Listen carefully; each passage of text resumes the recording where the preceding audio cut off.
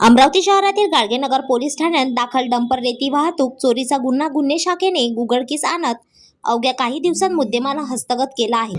दिनांक 11 डिसेंबर 2025 रोजी फिर्यादी टीना विलास चव्हाण पद महसूल अधिकारी यांनी दिलेल्या तक्रारीनुसार अवैध विना रॉयल्टी रेती वाहतूक प्रकरणी ट्रक क्रमांक MH40Y3193 हा तहसील कार्यालय अमरावती येथे कायदेशीर कार्यवाहीसाठी लावण्यात आला होता। मात्र आरोपी गजानन काळबांडे याने सदर ट्रक पार्किंग मधून चोरून नेल्याने निष्पन्न झाले। या प्रकरणी पोलीस ठाणे गाडगेनगर येथे गुन्हा रजिस्टर क्रमांक 1047/2025 कलम 303 भारतीय न्याय संहिता अंतर्गत गुन्हा दाखल करण्यात आला।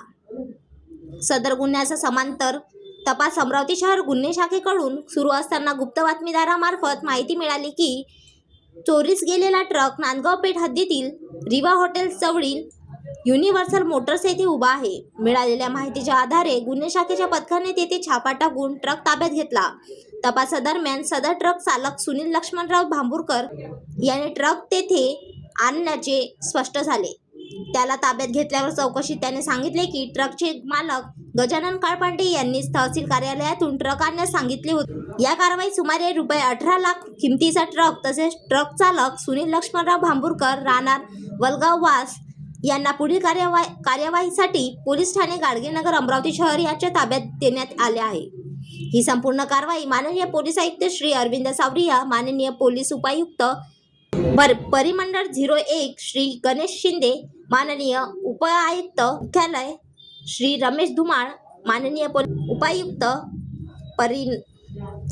परिमंडळ 02 श्री श्याम चुगे, माननीय सहाय्यक पोलीस आयुक्त गुन्हे विभाग श्री शिवाजी बचाटे तसेच वरिष्ठ पोलीस निरीक्षक संदीप चव्हाण यांच्या मार्गदर्शनाखाली पार पडली। कार्यवाहीत सहाय्यक पोलीस निरीक्षक मनीष वाकोडे, पोलीस हवालदार सतीश देशमुख, फिरोज खान, मंगेश लोखंडे, प्रशांत मोहोळ, पोलीस नाईक नाझिमुद्दीन सय्यद, पोलीस कॉन्स्टेबल रणजित गावंडे, चालक अंमलदार प्रभात पोकळे व गुन्हे शाखेच्या पथकाने महत्त्वाची भूमिका बजावली।